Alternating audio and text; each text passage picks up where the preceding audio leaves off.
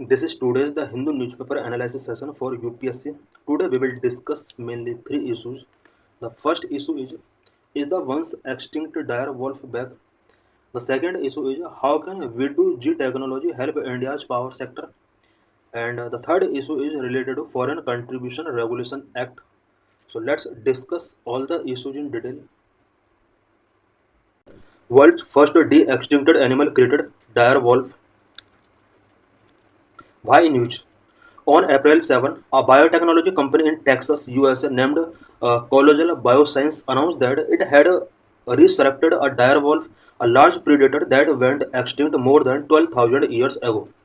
7 अप्रैल को एक US based biotechnology company जिसका नाम कोलोजल बायोसाइंस है, इसने अनाउंस किया है कि इसने एक डायर वॉल्फ को रिसरेक्टेड किया है। इट मीन्स इसको रिक्रिएट किया है और ये जो वॉल्फ था ये 12,000 ईयर्स एगो एक्सटिंक्ट हो गया था। ये एक लार्ज प्रीडेटर एनिमल रहा है। About dire wolf, they were large prehistoric canines extinct around 13,000 years ago. Dire wolf prehistoric canines animal हुआ करते थे जो कि अबाउट 13,000 ईयर्स अगो एक्सटिंक्ट हो चुके थे। They were native to southern Canada and US, were larger than modern grey wolves, standing 3.5 feet tall, over 6 feet long and weighing up to 68 kg with lively white coats. Dire wolf की अगर बात की जाए तो ये जो animal पाया जाता था southern Canada and US countries में ये पाया जाता था और करंट में जो ग्रे वॉल्व आज मिलते हैं उनके कंपेयर में एक लार्जर एनिमल था ये।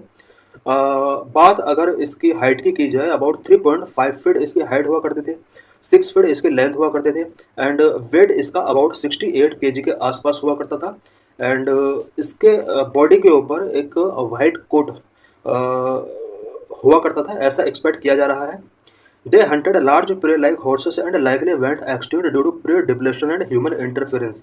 डायर वॉल्फ ऐसा एक्सपेक्ट किया जा रहा है कि ये कुछ big animal such as horses को ये प्रे किया करता था एंड एक्सटिंक्ट होने का जो मेन रीजन यहाँ पर एक्सपेक्ट किया गया है वो प्रे का डिप्लेशन होना या फिर ह्यूमन इंटरफेरेंस की वजह से डायर वॉल्फ का एक्सटिंक्शन हुआ है।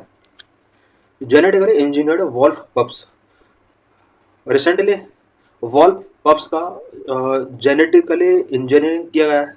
Scientist use ancient DNA from 13,000 to 72,000 years old dire wolf fossils to identify traits like thick fur and white coats. Scientist ने 3000 से लेकर 72,000 के बीच ओल्ड डायर वॉल्फ के फॉजिल्स फाइंड किए और उन फॉजिल्स का डीएनए इन्होंने टेकिंग किया।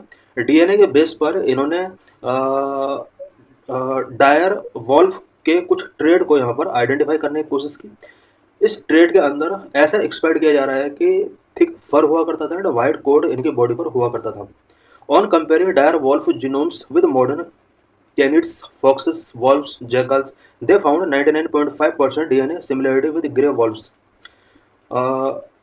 डायर वॉल्फ का अगर मॉडर्न कैनिड्स के जीनोम के साथ अगर कंपेयर किया जाता है तो इसमें 99.5% डीएनए सिमिलरिटी ग्रे वॉल्फ से इसका मैच होता है। Scientist edited 20 gene sited in grey wolf cells, inserted them into domestic dog egg cell and implanted embryos into dog surrogates. Scientist ने ग्रे वॉल्फ सेल की अबाउट 20 जीन साइट्स को edit किया, उसके बाद डोमेस्टिक डॉग एग सेल के अंदर इनको insert किया, इसके बाद इन्हें डॉग सरोगेट्स के अंदर इनको इम्प्लांटेड किया। Out of 8 transfers 3 genetically engineered pups were born after a 62-day gestation. 8 gene के ट्रांसफर के बाद यहाँ पर 3 genetically engineered pups 62 day gestation के बाद यहाँ पर बोर्न किए गए। Are the same as extinct dire wolves, ये जो न्यू 3 जेनेटिकली पप्स क्रिएट किए गए हैं क्या ये एक्सटिंक्ट डायर वॉल्व्स के कंपेयर में सेम कैरेक्टर रखते हैं? The new gene edited pups are not exact genetic replica of extinct dire wolves. New gene जो एडिट की गई हैं और ये जो पप्स यहाँ पर क्रिएट किए गए हैं ये एक्सटिंक्ट डायर वॉल्व्स की एग्जैक्ट जेनेटिक रेप्लिका नहीं है। Despite 99.5% DNA similarity with grey valves, millions of base pairs differences exist. 99.5% DNA similarity grey valves के साथ मैच करती है, but millions of base pairs में यहाँ पर डिफरेंस देखा गया है। Controversies and challenges. अभी जो ये न्यू डायर वॉल्व क्रिएट किए गए हैं उससे रिलेटेड क्या क्या कंट्रोवर्सीज हैं एंड क्या क्या चैलेंजेज हैं। Colossal state that dire wolves and grey wolves share 99.5% of DNA. Colossal ने स्टेट किया है कि डायर वॉल्व और ग्रे वॉल्व के बीच में अबाउट 99.5% डीएनए मैच करता है। New pups being true dire wolves, it is legitimacy is debated. New pups जो क्रिएट किए गए हैं वो ट्रू डायर वॉल्व्स हैं, इसकी लेजिटिमेसी जो है वो डिबेटेबल है। इट मीन्स ये 100% श्योरिटी के साथ नहीं कहा जा सकता कि न्यू पप्स जो क्रिएट किए गए हैं वो ट्रू डायर वॉल्व्स ही हैं। How differences in millions of base pairs between both suggest distinct species. Because millions of base pairs में डिफरेंस है डायर वॉल्व्स और ग्रे वॉल्व्स के बीच में, और इस तरह से श्योरिटी के साथ नहीं कहा जा सकता कि ये ट्रू डायर वॉल्व्स हैं जो क्रिएट किए गए हैं। As per psychogenetic analysis, last common ancestor lived 6 million years ago. Phylogenesis analysis के अकॉर्डिंग इसका जो यानी डायर वॉल्व्स का जो लास्ट एंसेस्टर था वो 6 मिलियन ईयर्स एगो था, जबकि रिसेंट कॉलोजल की एक स्टडी के अकॉर्डिंग ऐसा माना गया कि 13,000 ईयर्स एगो ये थे, बट ऐसा नहीं है। Concept of species classification varies, Colossal uses morphological species concept. Future prospect इस क्रिएशन से रिलेटेड क्या क्या हो सकते हैं। Despite this success true dire wolves species might not be reborn. अभी जो यहाँ पर कॉलोजल का जो ये सक्सेस रहा है डायर वॉल्व्स को क्रिएट करने में, ये काफ़ी हद तक एप्रिशिएबल है, but true dire wolf species को रिबॉर्न नहीं किया जा सकता है। The new pups lack parental guidance and hunting skills. अभी जो ये न्यू पप्स क्रिएट किए गए हैं पेरेंटल गाइडेंस इनको नहीं मिल पाएगा एंड हंटिंग स्किल उनके अंदर डेवलप नहीं हो पाएगी जो कि ट्रू डायर वॉल्व के अंदर हुआ करते थे। Breeding is restricted, there are plans for few more engineered animals. Breeding को जिस तरह से यहाँ पर ये ब्रीडिंग किया गया है, ब्रीडिंग को रेस्ट्रिक्टेड किया हुआ है और मोर इंजीनियर्ड एनिमल को क्रिएट करने का भी साइंटिस्ट लोगों का प्लान है। Potentially it show the fate of the bucardo, another revived या एक्सटिंक्ट स्पीसीज। अब से पहले एक और स्पीसीज एक्सटिंक्ट हो चुकी थी बोकार्डो। बोकार्डो का भी यहाँ पर ब्रीडिंग करने की कोशिश की जा रही है। अगर ब्रीडिंग को रेस्टोर किया जाता है तो बोकार्डो का भी जो इंजीनियरिंग है उसको रेस्टोर किया जा सकता है। What is vehicle to grid technology. Vehicle to grid technology क्या है। Why news. The Kerala State Electricity Board (KSEB) and IIT Bombay have initiated a pilot project to explore the implementation of vehicle-to-grid technology across the state. KSEB और IIT Bombay के द्वारा एक pilot project initiate किया गया है specially vehicle to grid V2G technology को state के अंदर इम्प्लीमेंट करने के लिए ये पायलट प्रोजेक्ट स्टार्ट किया गया है। This collaboration aims to assess the feasibility of integrating electric vehicles into the state's power grid. इस कोलैबोरेशन का जो मेन ऑब्जेक्टिव है वो इलेक्ट्रिक व्हीकल्स को स्टेट के पावर ग्रिड के साथ इंटीग्रेट करना है। What is V2G? V2G refer to technology that enable electric vehicle batteries to send power back to the grid. V2G technology एक ऐसी टेक्नोलॉजी है जिसमें इलेक्ट्रिक व्हीकल बैटरीज से पावर को इलेक्ट्रिक ग्रिड तक वापस पहुंचाया जाता है। इट मीन्स पहले बैटरी को चार्ज किया जाता है, अगर इलेक्ट्रिसिटी एक्स्ट्रा है तो इस एक्स्ट्रा एनर्जी को या एक्स्ट्रा पावर को अगेन पावर ग्रिड तक सप्लाई किया जा सकता है। When an electric vehicle is not in use it can act as a decentralised battery energy storage device. कोई इलेक्ट्रिक व्हीकल अगर यूज में नहीं है उस टाइम पर इस इलेक्ट्रिक व्हीकल के बैटरी के अंदर जो एनर्जी है उस एनर्जी को स्टोरेज डिवाइस के अंदर डिसेंट्रलाइज किया जा सकता है। An idle electric vehicle, when connected to a bidirectional charger, can provide support to the distribution grid. By incorporating V2G technologies, electric vehicles offer an opportunity to facilitate the integration of renewable energy and support a demand response market. V2G technologies को अगर incorporate किया जाता है तो इसके through electric vehicle का use renewable energy को boost करने में किया जा सकता है और इससे इन्वायरमेंट को भी काफ़ी हद तक प्रोटेक्ट किया जा सकता है. Technologies for integrating an electric vehicle to grid will need to consider both the charging and discharging of electric vehicle batteries. Electric vehicle को अगर ग्रिड के साथ इंटीग्रेट करने के लिए टेक्नोलॉजीज हम अगर एडॉप्ट करते हैं तो इसके लिए बैटरीज के चार्जिंग एंड डिस्चार्जिंग दोनों को हमें कंसिडर करना होगा.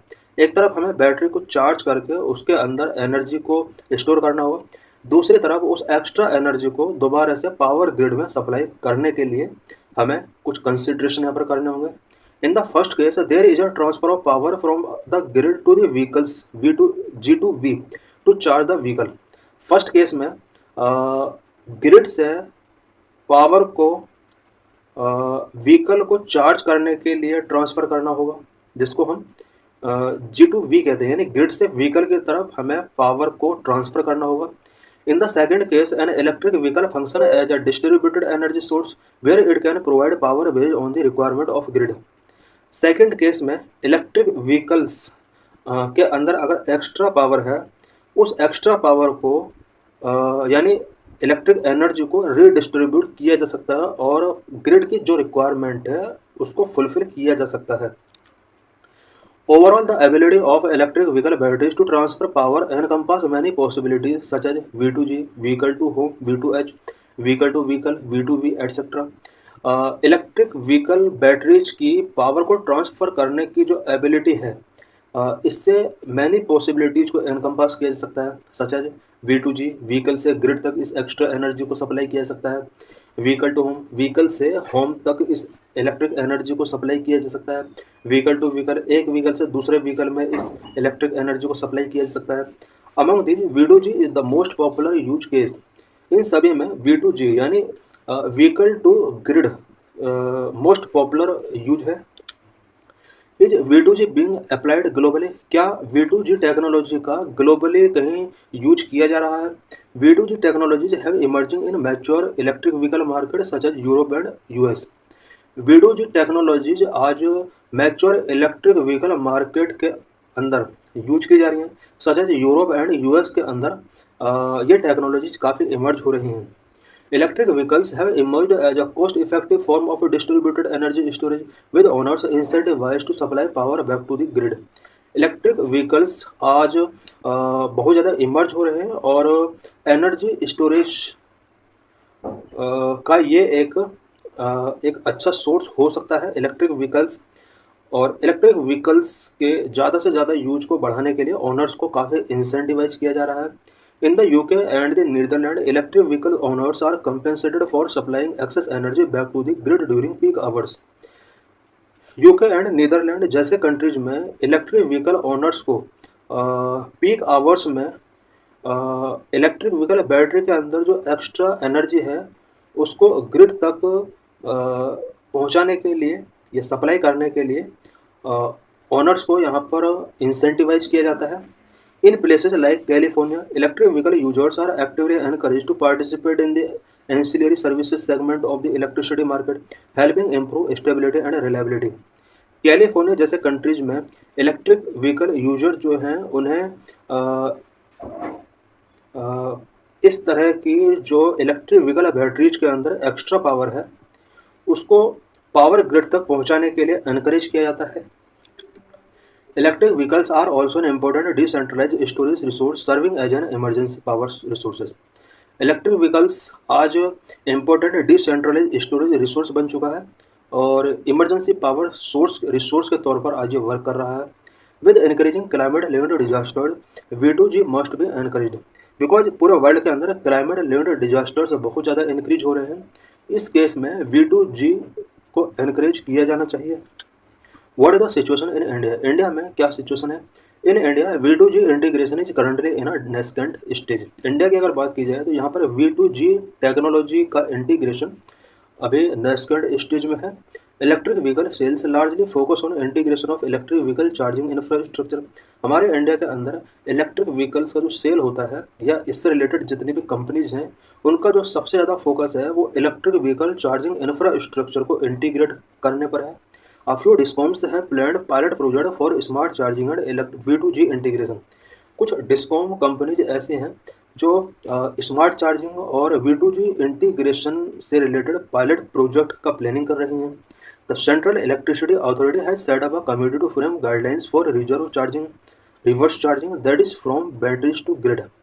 सेंट्रल इलेक्ट्रिसिटी अथॉरिटी ने एक कमेटी सेटअप की है और इस कमेटी सेटअप करने का जो मेन पर्पज है वो कुछ रिकमेंडेशन या कुछ गाइडलाइंस रिलीज या कुछ गाइडलाइंस मेकिंग करने के लिए सच एज रिवर्स चार्जिंग कैसे की जा सकती है, बैटरी से ग्रिड तक एनर्जी को किस तरह से सप्लाई किया जा सकता है। However, the electricity market structure in India is not the same as the US or Europe, and the current structure is not suited for decentralized solutions like electric vehicles to send power back to the grid. India के अंदर अभी जो electricity market structure है वो US या Europe की तरह same नहीं है, बिकॉज इंडिया का जो करंट स्ट्रक्चर है इलेक्ट्रिक मार्केट का वो डिसेंट्रलाइज सॉल्यूशन इसका अभी है नहीं यहाँ पे। ऐसा कोई यहाँ पर एक एनवायरनमेंट नहीं है जिससे कि इलेक्ट्रिक व्हीकल की एक्स्ट्रा पावर को ग्रिड तक बैक किया जा सके। This is due to challenges that arise from the variable nature of renewable energy and mismatch between electricity supply and demand. Because India के अंदर रिन्यूएबल एनर्जी का जो नेचर है वो वेरिएबल नेचर है and electricity supply and demand के बीच में मिसमैच है इंडिया के अंदर। To mainstream V2G supportive regulatory changes are needed. अगर V2G टेक्नोलॉजीज को हमें एडॉप्ट करना है तो उसके लिए सपोर्टिव रेगुलेटरी चेंजेस हमें करने होंगे। What is foreign contribution regulation act FCRA? Why news The Central Bureau of Investigation (CBI) has registered a Foreign Contribution Regulation Act violation case against the आम आदमी पार्टी लीडर। रिसेंट में CBI ने आम आदमी party leader के against FCRA act का violation करने से रिलेटेड एक केस रजिस्टर किया है। The alleged offences include criminal conspiracy and assisting the party in accepting contributions from foreign sources। Allegations जो लगाए गए हैं वो क्रिमिनल कंस्पायरेसी से रिलेटेड एलिगेशंस हैं और ऐसा भी एलिगेशन इनके ऊपर पुट किया गया है कि फॉरेन सोर्सेज के थ्रू इन्होंने कुछ कंट्रीब्यूशंस स्पेशली इस पार्टी ने आम आदमी पार्टी ने एक्सेप्ट किए हैं।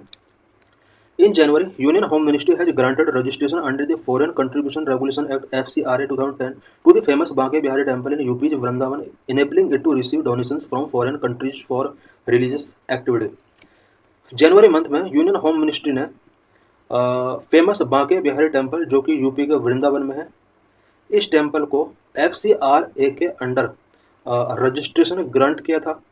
और अगर किसी ऑर्गेनाइजेशन को ये FCRA रजिस्ट्रेशन मिल जाता है तो वो ऑर्गेनाइजेशन फॉरेन कंट्रीज से कुछ डोनेशंस रिसीव कर सकता है। इट मीन्स किसी भी ऑर्गेनाइजेशन को अगर फॉरेन कंट्रीज से डोनेशंस एक्सेप्ट करने हैं, रिसीव करने हैं, तो उसको पहले FCRA के अंडर रजिस्ट्रेशन कराना होगा।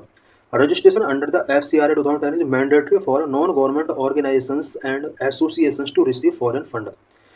कंट्री के अंदर कोई भी नॉन गवर्नमेंट ऑर्गेनाइजेशन या एसोसिएशन अगर फॉरेन फंड रिसीव करना चाहता है तो उसके लिए FCRA के अंडर रजिस्ट्रेशन मैंडेटरी है।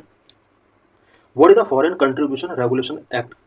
FCRA is a law in India which regulates the acceptance and utilization of foreign contributions by organizations and individuals to ensure national interest are safeguarded। FCRA India के अंदर एक law है, एक ऐसा law जो कि India के अंदर किसी भी ऑर्गेनाइजेशन या इंडिविजुअल के द्वारा रिसीव किए जाने वाले यानी एक्सेप्ट किए जाने वाले फंड और यूटिलाइज किए जाने वाले फंड से रिलेटेड यहाँ पर रेगुलेशन प्रोवाइड करता है। और ये जितने भी रिसीविंग होंगे फंड का national interest and safe guard को इसमें ध्यान रखा जाता है। इट मीन्स अगर इस तरह के फंड से नेशनल इंटरेस्ट या सेफ गार्ड या सिक्योरिटी को कोई अगर डैमेज नहीं होता है तो इस तरह के फंड को लीगली रिसीव किया जा सकता है। Introduce 1976 during the emergency. FCRA act India के अंदर 1976 में इमरजेंसी के ड्यूरिंग इंट्रोड्यूस किया गया था। Establish to prevent foreign influence on India's internal affairs through financial contribution. 1976 में FCRA जब इंट्रोड्यूस किया गया था, इसको इंट्रोड्यूस करने का जो मेन ऑब्जेक्टिव था वो इंडिया के इंटरनल अफेयर में फाइनेंशियल कंट्रीब्यूशन के तहत अगर कोई दूसरा कंट्री या फॉरेन इन्फ्लुएंस होता है, इस पॉसिबिलिटी को प्रिवेंट करने के लिए FCRA एक्ट यहाँ पर इंट्रोड्यूस किया गया था। इट मीन्स बहुत सारी कंट्री ऐसी होती हैं जो फाइनेंशियल कंट्रीब्यूशन के थ्रू किसी कंट्री के इंटरनल अफेयर में अपना इन्फ्लुएंस क्रिएट करना चाहती हैं। इस तरह के इन्फ्लुएंस को कंट्रोल करने के लिए, प्रिवेंट करने के लिए इंडिया के अंदर FCRA एक्ट इंट्रोड्यूस किया गया। Foreign contribution regulation amendment act 2020 में इस एक्ट के अंदर कुछ अमेंडमेंट किए जाते हैं। अमेंडमेंट की changes as outline below. Number 1, prohibition on transfers. Foreign contribution can not be transfer to an individual, an association और a registered company. Foreign contribution किसी इंडिविजुअल के लिए ट्रांसफर नहीं किए जा सकते, किसी एसोसिएशन के लिए ट्रांसफर नहीं किए जा सकते, और registered company foreign contribution taking नहीं कर सकती। ये 2020 में कुछ अमेंडमेंट किए गए थे। Number 2, Aadhaar mandatory. Office bearers must provide an Aadhaar और passport OCI card for registration. अगर FCRA के अंडर रजिस्ट्रेशन कराना है तो इसके लिए जो ऑफिस बेयरर है उसको अपना आधार और पासपोर्ट और OCI कार्ड प्रोवाइड करना होगा। Number 3, FCRA account. Contribution must be received in FCRA account designated SBI branch in new Delhi. FCRA account होना बहुत जरूरी है। न्यू दिल्ली के अंदर डेजिग्नेटेड SBI ब्रांच के अंदर FCRA अकाउंट होगा, तभी किसी अदर कंट्री से डोनेशंस रिसीव किए जा सकते हैं, अदरवाइज नहीं किए जाएंगे। इसके लिए स्पेशली FCRA अकाउंट होना जरूरी है। Number 4, renewal of licences. The government can inquire before renewing certificate checking for misuse of fund. अगर किसी ऑर्गेनाइजेशन का यहाँ पर सर्टिफिकेट आउटडेट हो चुका है और उसको रिन्यू कराना है, रिन्यू कराने से पहले गवर्नमेंट चाहे तो फंड के मिसयूज से रिलेटेड इंक्वायरी करा सकती है। Number 5, reduce administrative use. Under new amendments administrative expense limits were reduce from 50% to 20%। New amendment के अकॉर्डिंग जितना भी फॉरेन कंट्रीब्यूशन आता है कंट्री के अंदर, उसका पहले एडमिनिस्ट्रेटिव पर्पज के लिए ओनली 50% यूज किया जा सकता था, बट 2020 में इस तरह के रिसीव किए गए फंड का 20% तक ही एडमिनिस्ट्रेटिव एक्सपेंस के तौर पर यूज किया जा सकता है। Number 6, surrender of certificate. Entities can surrender their certificate after government approval. Government approval के बाद एंटिटीज चाहे तो सर्टिफिकेट को सरेंडर कर सकती है। Number 7, rested on unutilised restrictions. This government can rested unutilised fund based on inquiries. Inquiry के base पर गवर्नमेंट चाहे तो अनयूटिलाइज्ड फंड को रेस्ट्रिक्ट कर सकती है। Number 8, suspension extension. Initially registration suspension can be enforced for a period of 180 days, but in new amendment this suspension can be further extended by an additional 180 days। Initially registration suspension को 180 days तक enforce किया जा सकता था, but new amendment अब जो किया गया है उसमें सस्पेंशन को एडिशनल 180 days के लिए एक्सटेंड किया गया है। फॉरेन कंट्रीब्यूशन रेगुलेशन रूल 2022 में अभी इससे रिलेटेड कुछ रूल्स यहाँ पर एडॉप्ट किए जाते हैं। In 2022 the central government amended the foreign contribution regulation rules 2011 to strengthen safeguard against the foreign contribution that could harm national interest and security. 2022 में सेंट्रल गवर्नमेंट ने FCRA रूल 2011 के अंदर कुछ अमेंडमेंट किए। इन अमेंडमेंट को इसलिए किया गया so that national interest and security को हार्म करने वाले कुछ एक्ट के अगेंस्ट सेफ गार्ड को इनकॉर्पोरेट किया सके कंट्री के अंदर। की update introduce under the FCRA rule 2022। की अपडेट इसमें क्या क्या किया गया, यानी क्या क्या रूल 2022 में FCRA के अंडर इंट्रोड्यूस किए गए। Under the FCRA rule 2022, Indians can now receive up to rupees 10 lakh annually from relatives abroad without notifying the authorities. Previous limit was rupees 1 lakh. FCRA rule के under कोई भी Indian abroad से authorities को notify किए बिना 10 lakh rupees तक annually receive कर सकते हैं। प्रीवियस जो प्रोविज़न था वो 1 लाख रुपए का था। इट मीन्स पहले 1 लाख रुपीज़ तक ईयरली कोई भी इंडियन अपने अब्रॉड अब्रॉड रिलेटिव से रिसीव कर सकते थे, बट अब 10 लाख रुपीज़ तक का यहाँ पर ये लिमिट इंक्रीज कर दी गई है। What is the significance foreign contribution regulation act? FCRA act का क्या सिग्निफिकेंस है? FCRA regulate foreign contribution to prevent misuse and protect India sovereignty integrity and security. FCRA foreign contributions के मिसयूज को regulate करती है, इंडिया की sovereignty integrity and security को protect करती है। The need for the act is outlined below. Number 1, regulation. This act ensure that foreign donations are utilised responsibly. It also ensure avoiding misuse और allocation to illegal activities. India के अंदर जो foreign contribution regulation act है वो foreign donations का responsibly तरीके से utilisation को इंश्योर करता है, और इस तरह का जो फंड है उसका मिसयूज ना किया जाए, इलीगल एक्टिविटीज़ के लिए इसका एलोकेशन ना हो, इसको भी इंश्योर करता है। Number of production of national interest. FCRA prevent contribution that would harm India sovereignty integrity and national security. FCRA India के sovereignty integrity and national security को हार्म करने वाले किसी भी टाइप के कंट्रीब्यूशन को प्रिवेंट करता है। Number 3, mandatory licensing. इंडिविजुअल्स और NGO must obtain FCRA registration और prior permission from the ministry of home affairs to accept foreign fund legally. Individuals या एनजीओ के लिए ये मैंडेटरी कर दिया गया है कि वो मिनिस्ट्री ऑफ होम अफेयर्स से फॉरेन फंड को लीगली एक्सेप्ट करने के लिए FCRA रजिस्ट्रेशन कराए। Number 4, oversight on utilisation.